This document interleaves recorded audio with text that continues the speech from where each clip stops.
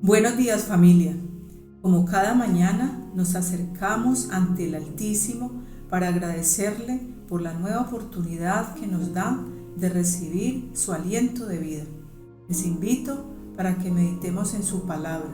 Bienvenidos. Familia, muy buenos días.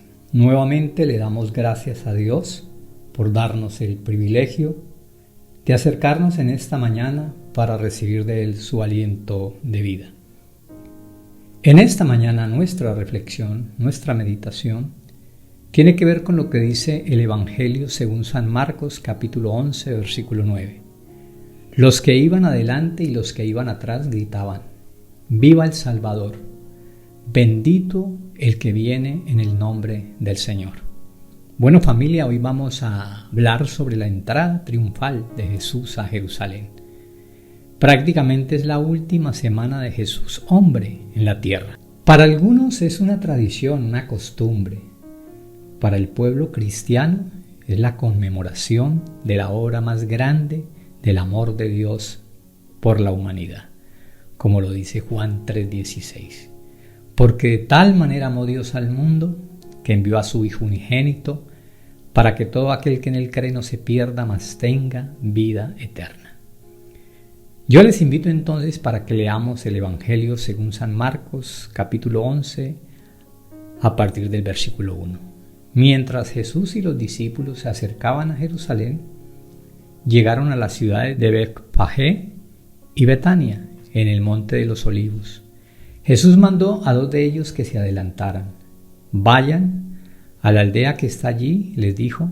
En cuanto entren, verán un burrito atado que nadie ha montado jamás.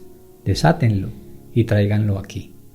Si alguien les pregunta: ¿qué están haciendo?, simplemente digan: el Señor lo necesita y Él lo devolverá pronto. Los dos discípulos salieron y encontraron el burrito en la calle, atado frente a la puerta principal. Mientras lo desataban, algunos que estaban allí les preguntaron: ¿qué están haciendo? ¿Por qué desatan ese burrito? Ellos contestaron lo que Jesús había dicho y se les dio permiso para llevarlo. Así que llevaron el burrito a Jesús y pusieron sus prendas, sus ropas encima, y Él se sentó allí. Muchos de la multitud tendían sus prendas sobre el camino, delante de Él, y otros extendían ramas frondosas que habían cortado en los campos. Jesús estaba en el centro de la multitud, y la gente que lo rodeaba gritaba: alaben a Dios, bendiciones al que viene en el nombre del Señor, bendiciones al reino que viene, el reino de nuestro antepasado David, alaben a Dios en el cielo más alto. Así Jesús llegó a Jerusalén y entró en el templo. Después de mirar todo detenidamente a su alrededor, salió porque ya era tarde. Después regresó a Betania con los 12 discípulos. Bueno, familia, el acontecimiento descrito en estos versículos es una excepción muy notable en la historia del ministerio terrenal de Jesús. Generalmente hablando, vemos a Jesús evitando la publicidad, habitando con frecuencia en los desiertos y realizando así la profecía que había anunciado, que no gritaría, ni lucharía, ni dejaría oír su voz en las calles.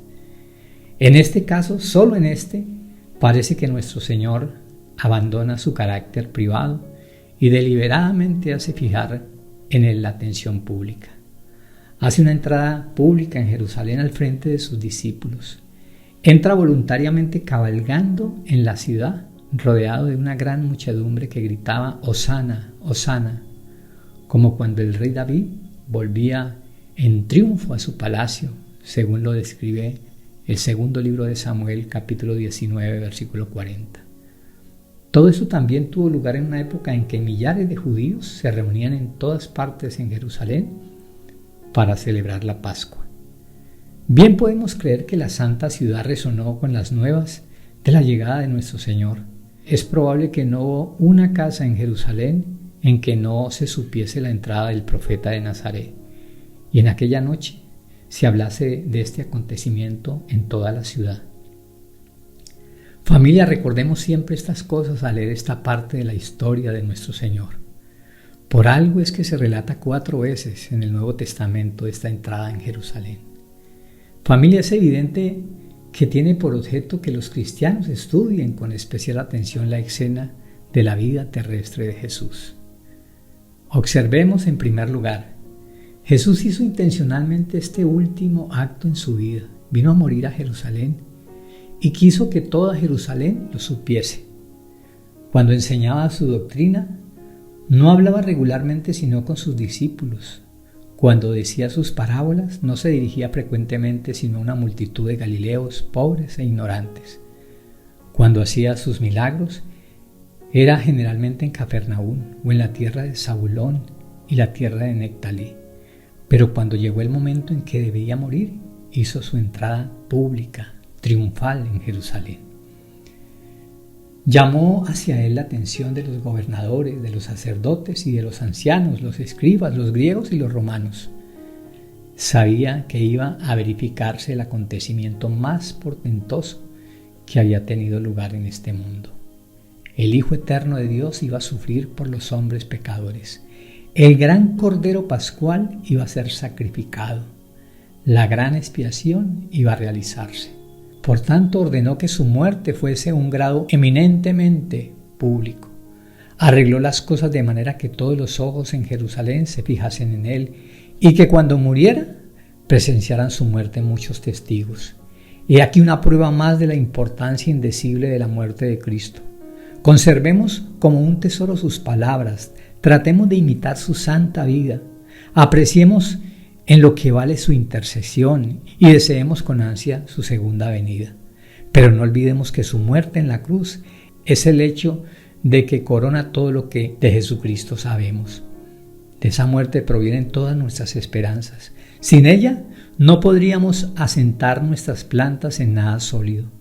Demos gracias a Dios y más valor a su muerte, y cuando pensemos en Cristo, que nada nos regocije más que el gran hecho que por nosotros murió. Observemos en segundo lugar, en este pasaje, la pobreza voluntaria a que se sometió nuestro Señor cuando estuvo aquí en la tierra, cómo entró en Jerusalén. Cuando llegó a ella en esta ocasión tan notable, ¿vino en un carro real, con caballos, soldados, un gran séquito como los reyes de la tierra? No, nada de eso se nos dice. ¿Qué pidió el Señor? Pidió prestado un pollino para ese acto y se montó sirviéndose de silla los vestidos de sus discípulos. Esto estaba en armonía con todo su ministerio. Nunca poseyó ninguna de las riquezas de este mundo. Cuando cruzó el mar de Galilea, lo hizo en un bote prestado. Cuando cabalgó para entrar en la santa ciudad, fue en un animal prestado. Cuando fue sepultado, lo enterraron en un sepulcro prestado. Tenemos en estos hechos tan sencillos una muestra de esa mezcla maravillosa de debilidad y poder, de riqueza y pobreza, de divinidad y humanidad, que descubrimos tan a menudo en la historia de nuestro bendito Salvador. Quien se lee los evangelios con cuidado puede dejar de observar que aquel que tuvo poder para alimentar a millares de personas con unos pocos panes estaba también a veces hambriento, que aquel que podía curar a los inválidos y enfermos se encontraba algunas veces cansado, y que aquel que podía lanzar los demonios con una palabra se vio también tentado, y aquel que podía resucitar a los muertos iba a someterse a la muerte. Lo mismo descubrimos en este pasaje que meditamos. Vemos el poder de nuestro Señor al dominar las voluntades de una vasta multitud de hombres y hacerles que lo lleven a Jerusalén en triunfo. Y al mismo tiempo vemos su pobreza al verse obligado a pedir prestado un pollino para cabalgar en él en su entrada triunfal. Todo esto es maravilloso, pero muy apropiado. Justo es debido que no olvidemos la unión de la naturaleza humana y de la naturaleza divina en la persona de nuestro Señor Jesús. Si contemplamos tan solo sus actos divinos, podríamos olvidar que era hombre. Si lo observamos tan solo en sus momentos de pobreza y debilidad, olvidaríamos que era Dios. Pero se requiere que veamos en Jesús la fuerza divina y la debilidad humana unidas en una persona. No podemos explicar, pero podemos consolarnos con la idea de que es nuestro Salvador, nuestro Cristo, capaz de simpatizar, porque es hombre, pero omnipotente para salvarnos, porque es Dios. Finalmente, veamos en ese hecho tan simple de haber cabalgado nuestro Señor en un asno, una prueba más de que la pobreza no es pecado. No hay duda que el desorden de una vida produce la pobreza que vemos en nuestro entorno: borracheras, despilfarro, libertinaje, deshonestidad, pereza. Todo esto es malo ante Dios y produce la mayor parte de las miserias del mundo. Pero nacer pobre, no heredar nada de nuestros padres, trabajar con nuestras manos para ganar nuestro pan, nuestro sustento, no tener tierras que nos pertenezcan, eso sí que no es pecado, ni remotamente. El hombre honrado es tan respetable a los ojos de Dios como el rey más opulento. El Señor Jesucristo era pobre, no tenía ni oro ni plata, no tenía muchas veces en dónde reclinar su cabeza. Aunque era rico, se hizo pobre por amor a nosotros. El Salvador de los pecadores se ocupa de nosotros como de los demás. El Salvador de los pecadores sabe lo que es ser pobre. Démosle gracias a Dios en esta mañana por esta hermosa reflexión y por prepararnos a conmemorar ese acto de amor más grande de Dios sobre la humanidad. Porque de tal manera amó Dios al mundo que envió a su Hijo unigénito, para que todo aquel que en él cree no se pierda, mas tenga vida eterna. Porque no envió el Padre a su Hijo al mundo a condenar al mundo, sino para que el mundo sea salvo a través de él. Padre, te damos muchas gracias, Señor, por prepararnos en esta semana a conocer la obra maravillosa de Jesús en esta tierra. Bendito eres, Papacito de los cielos. Te damos muchísimas gracias, mi Señor. Gracias por tu palabra, Señor.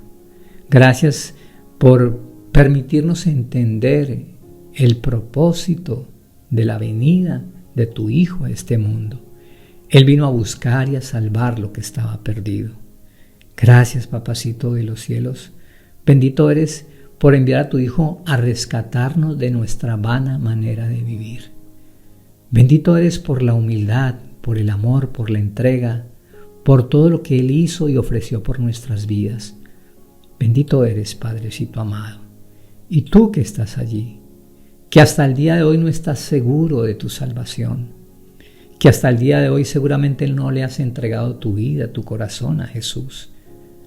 Habla con Él en esta mañana, abre tu mente, abre tus labios, abre tu corazón y dile de esta manera: Señor Jesucristo, yo te necesito. Reconozco que tú fuiste a la cruz por mis pecados. Hoy yo te abro mi corazón. Hoy yo te acepto como mi Señor y mi Salvador. Señor Jesús, por favor, entra a mi vida. Perdona mis pecados. Toma el control de mi corazón. Sé tú mi Señor y mi Salvador. Haz de mí la persona que tú quieres que yo sea y escribe mi nombre en el libro de la vida. Padre, te damos gracias en esta mañana. Y gracias por prepararnos para este tiempo especial, Señor. Muchas gracias. En esta mañana oramos, Señor, por todos los enfermos, por todos aquellos que están agobiados, Señor, y que necesitan de tu presencia. En esta mañana te pedimos, Señor, que seas tú mismo derramando tu sanidad, tu medicina, tu curación y tu paz. Gracias, Papacito de los cielos, por regalarnos este tiempo maravilloso, por este aliento de vida. Padre, te alabamos, te bendecimos y te damos gracias.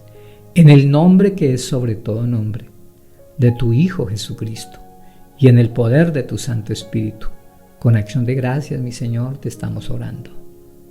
Amén. Bueno, familia, que tengan un excelente día. Bendiciones para todos.